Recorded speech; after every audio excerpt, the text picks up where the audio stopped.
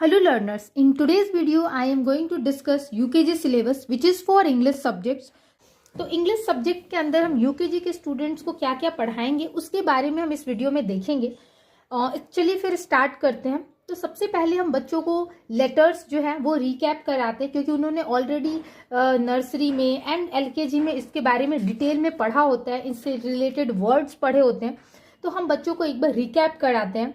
फिर हम बच्चों को फोनिक साउंड ऑफ लेटर्स बताते हैं। दैट इज मोस्ट इंपॉर्टेंट, क्योंकि हर लेटर्स का अपना साउंड होता है। Every letter has their own sound. English के अंदर 44 साउंड्स होते हैं। तो हम बच्चों को उन साउंड्स के बारे में बताते हैं ताकि बच्चे जो है अच्छे तरीके से उनका जो बोलना है, कैसे वर्ड्स को प्रोनाउंस करना है, वो सारी चीजें बच्चे समझ सके। फिर हम बच्चे को वॉवेल एंड कॉन्सोनेंट के कॉन्सेप्ट के बारे में समझाते हैं। हम बच्चे को बताते हैं कि 26 लेटर में से कितने सारे लेटर्स हैं जो वॉवेल के अंदर आते हैं, कितने लेटर्स हैं जो कॉन्सोनेंट के अंदर आते हैं। फिर हम बच्चों को सीवीसी वर्ड्स कराते हैं, which is a consonant vowel and consonant words, जिसके अंदर बीच में वॉवेल वर्ड्स आते हैं। तो हम बच्चों को इस तरीके के बहुत सारे वर्ड्स कराते हैं। ए ई आई ओ यू, ये वॉवेल फैमिली के वर्ड्स होते हैं। फिर बच्चों को हम यूज ऑफ ए एन बताते हैं। इसके अंदर हम बच्चों को ये समझाते हैं कि कौन कौन से ऐसे लेटर्स होते हैं जिनसे स्टार्ट होने पर हम एन का यूज करते हैं। तो बच्चे जो हैं ए और एन का यूज कहाँ पे करना है ये बच्चों को हम समझाते हैं। फिर हम बच्चों को सिंगुलर एंड प्लूरल का कॉन्सेप्ट बताते हैं। हम बच्चे को एक से अनेक की ओर लेकर के जाते हैं। हम उन्हें समझाते हैं कि जब हम एक मतलब हम जैसे पेन है तो हम बच्चे को बता रहे हैं कि अगर हमें उसे प्लूरल बनाना है तो उसमें हमें क्या ऐड करना चाहिए। तो बच्चों को यूकेजी के अंदर एस, ई एस या आई ई एस, ये तीनों चीजों के बारे में बताया जाता है कि कब उन्हें एस यूज करना है, कहाँ उन्हें ई एस लगाना है और कब वो आई ई एस लगाएंगे। इसके बाद हम बच्चों को ही और सी का एक कॉन्सेप्ट समझाते हैं। हम बच्चों को बताते हैं कि कहाँ हमें ही यूज करना है और कहाँ पर हमें सी का यूज करना है। जैसे कि जब ही फादर है, सन है, अंकल है, ब्रदर है, तो इस सेंस के लिए हम ही का यूज करते हैं। When mother, daughter, grand mother, sisters हैं तो हम वहां पर सी का यूज करेंगे। तो बच्चों को ये सारी चीजें हम जो है उसको समझाते हैं। फिर हम बच्चों को हिज, हर, हिज और हिम, पहले हम बच्चों को हिज और हर के बीच में डिफरेंस समझाते हैं। फिर हम बच्चों को हिज और हिम के बारे में बताते हैं तो कि कैसे हम जो है हर का यूज, जैसे हम बच्चों को समझाते हैं कि हर जो है वो फीमेल के लिए यूज करते हैं, हिज जो है वो मेल के लिए यूज करते हैं और ये समटाइम्स फीमेल के लिए भी यूज कर सकते हैं। जैसे कि अगर हमें कहना है कि ये उसकी साड़ी है तो हम बोल सकते हैं कि दिस इज हिज साड़ी। ठीक है, तो इस तरीके से हम बोल सकते हैं। तो इस बच्चों को इसके अलावा हिम जो है, him is only use for male, तो हम ये बच्चों को समझाते हैं। Use of is, am, is, are, बच्चों को इज और एम, हम एक साथ बच्चों को इज, आर, एम तीनों नहीं समझाते हैं, नहीं तो बच्चे कंफ्यूज हो जाएंगे। हम बच्चों को पहले इज और एम के बीच में डिफरेंस बताते हैं कि एम हम कहाँ यूज करते हैं, किसके साथ यूज करते हैं। फिर हम बच्चे को जो है इज के बीच में डिफरेंस, इज बताते हैं, इज के बारे में बताते हैं। फिर हम बच्चे को इज, आर, एम तीनों को एक साथ बताते हैं। तो इस तरीके से हम उसके लिए बच्चों को सेंटेंसेस भी देंगे कि कैसे वो उसको कर सकते हैं।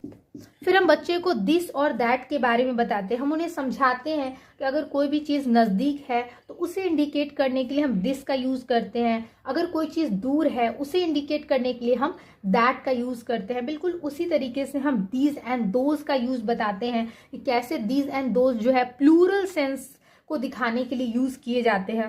फिर हम बच्चे को आई, माई, यू एंड योर के बीच का कॉन्सेप्ट बताते हैं। हम बताते हैं कि कैसे आई और माई का यूज करते हैं। माई मेरा, अगर कोई भी चीज मेरी है तो उसको दिखाने के लिए यूज करते हैं। ये हम बच्चों को सेंटेंस के थ्रू समझाते हैं। जैसे यहाँ पे कुछ सेंटेंसेस हैं। आई एम रीना, मैं रीना हूं। दिस इज माई बुक, यह मेरी किताब है या यह किताब मेरी है। तो बच्चे को हम ये चीज कैसे बोलना है, कैसे माई का यूज कहाँ करना है, ये सब समझाते हैं। यू आर रीता, तुम रीता हो।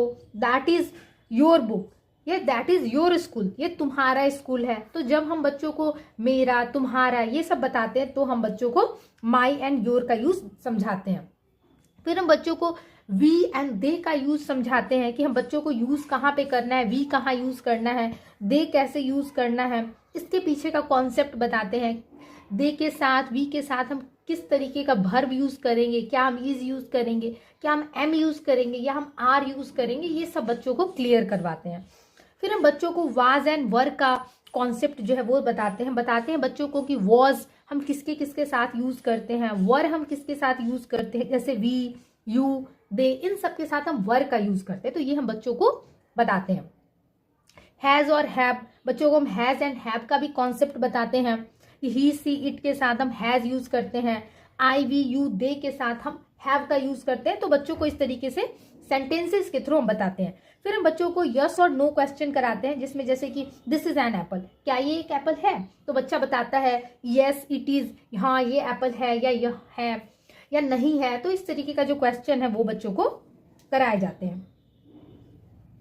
फिर यूज ऑफ प्रीपोजिशन है, ये पोजीशन बताने के लिए, किसी भी ऑब्जेक्ट की, किसी भी चीज की पोजीशन बताने के लिए है। तो ये बच्चों को देखते हैं, इसमें कुछ वर्ड्स हम यूज करते हैं, जैसे यूकेजी के अंदर हम बच्चों को in, on, under, behind, in front of, between, near, far, इस तरीके से हम बच्चों को ये सारे वर्ड्स के थ्रू हम बच्चों को समझाते हैं पोजीशन। जैसे अगर हमने बेंच के ऊपर बुक रख दिया तो हम बच्चे से बोलेंगे कि अब तुम सेंटेंस करके दिखाओ, बना के दिखाओ, तो बच्चा जो है वो बताएगा कि बुक बेंच के ऊपर है, इसका मतलब ऑन द बेंच हो गया, तो बच्चा सेंटेंस बना सकता है कि book is on the bench. तो इस तरीके से हम बच्चों को एक्टिविटी के थ्रू जो है वो बता सकते हैं। फिर हम बच्चों को साउंड वर्ड्स कराते हैं, which is very very important, क्योंकि यूकेजी के अंदर बच्चों को अलग अलग तरह के साउंड्स के बारे में बताना, समझाना, ये बहुत ही जरूरी होता है ताकि वो आगे अच्छे तरीके से पढ़ पाए, उन्हें वर्ड्स पढ़ने में प्रॉब्लम ना हो।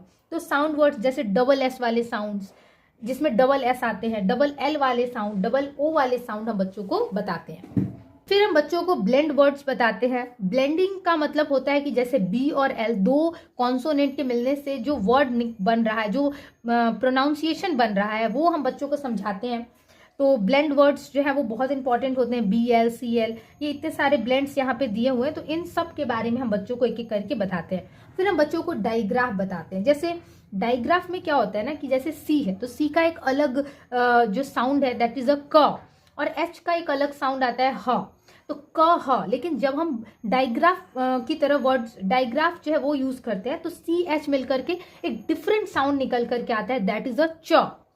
ठीक है, तो हम बच्चों को डाइग्राफ बताते हैं कि कैसे जो है डिफरेंट साउंड, नहीं तो बच्चा जो है चेयर को क ह ऐसे करके वो पढ़ने लगेगा तो फिर वो नहीं पढ़ पाएगा। तो हम बच्चों को डाइग्राफ समझाते हैं, कुछ डाइग्राफ वाले वर्ड्स कराते हैं। फिर हम बच्चों को साइट वर्ड्स कराते हैं, ये बहुत इंपॉर्टेंट वर्ड्स होते हैं। साइट वर्ड्स का मतलब वो होता है जो बच्चे सेंटेंस के अंदर बहुत ज्यादा देखते हैं, जैसे कैन हो गया, जैसे हैड हो गया, इज हो गया, तो ये साइट वर्ड्स होते हैं। टू हो गया, ऑफ हो गया, तो बच्चे ये जब सेंटेंस रीड कर रहे होते हैं, बच्चे जब स्टोरी रीड करते हैं, पिक्चर जो है उससे कॉम्प्रिहेंशन करते हैं, तो उस टाइम पे वो बहुत सारे वर्ड्स को देखते हैं। ठीक है, तो वो वर्ड्स बच्चे जो है उसको बच्चों को लर्न कराना बहुत इंपॉर्टेंट होता है ताकि वो अच्छे से रीडिंग कर पाए। इसके अलावा लॉन्ग वॉवेल साउंड होते हैं, वो हम बच्चों को कराते हैं कि किस तरीके से वॉवेल जो है का यूज हो रहा है। इसके अलावा मैजिक ई वर्ड्स कराते हैं, बच्चों को 4 लेटर वर्ड्स कराते हैं जो इस तरीके का कॉम्बिनेशन हो, जैसे ए ई, आई ई, ओ ई, इस तरीके के कॉम्बिनेशन वाले वर्ड्स कराते हैं। बच्चों को एक्शन वर्ड्स कराते हैं, प्लेइंग, जंपिंग, रीडिंग, वॉकिंग, इस तरीके के जो वर्ड्स होते हैं बच्चों को वो कराते हैं। फिर अपोजिट वर्ड्स कराते हैं, that is also very important कि बच्चों को अपोजिट समझ में आए कि इसका उल्टा क्या होता है। जैसे कि डे है तो डे का बच्चा अपोजिट बता पाए, नाइट हो गया, ब्लैक, व्हाइट, इस तरीके से हैप्पी, सैड। ठीक है, तो ये सारे बच्चों को हम कराते हैं। राइमिंग वर्ड्स कराते हैं जिसमें जो लास्ट वाले लेटर्स होते हैं वो सेम होते हैं और उसका जो प्रोनाउंसिएशन होता है दैट इज ऑल्सो सेम, तो उस तरीके के वर्ड्स हम बच्चों को कराते हैं। बच्चों को जेंडर के बारे में कॉन्सेप्ट बताते हैं, मेल और फीमेल के बारे में बताते हैं कि जैसे ऑक्स है तो उसको हम मेल में रखेंगे या फीमेल में रखेंगे, काऊ है तो वो मेल है या फीमेल है। ठीक है, मदर, फादर, ये तो बच्चे इस तरीके के जो टॉपिक्स होते हैं वो सारे मतलब वर्ड्स के बारे में समझाते हैं। फिर रीड एंड राइट सेंटेंसेस, बच्चों को पूरे साल छोटे छोटे सेंटेंसेस देते हैं, वो उनसे रीडिंग करवाते हैं ताकि उनकी रीडिंग अच्छी हो सके। बच्चों को पिक्चर स्टडी करने को बोलते हैं, मतलब एक दो कुछ पिक्चर दिया रहेगा जिसमें जैसे कि पेड़ हो गया, कुछ जंगल जैसा दे दिया है या फिर कुछ गार्डन हो गया, और बच्चे को उससे सेंटेंसेस बनाने हैं, उसको देख करके बताना है, बस उसको अभी पढ़ देखना है, उस पिक्चर को देख करके उसको समझना है। फिर हम पिक्चर कॉम्प्रीहेंशन कराते हैं, इसमें क्या होता है कि इसमें भी पिक्चर दिए रहते हैं, बच्चों को कुछ क्वेश्चंस दिए रहते हैं, बच्चों को उसका आंसर पिक्चर को देख करके करना होता है। तो बच्चों को पहले हम शुरू में यूकेजी के अंदर पिक्चर जो है कॉम्प्रीहेंशन के थ्रू जो है वर्ड्स सेंटेंसेस कराते हैं, और फिर हम बाद में उनको पूरा जो स्टोरी होगा वो कराना स्टार्ट करेंगे। तो thank you everyone, this is the whole syllabus which is for UKG students. तो आप इसको देखिए, समझिए और अपने बच्चों के साथ शेयर करिए। Thank you everyone.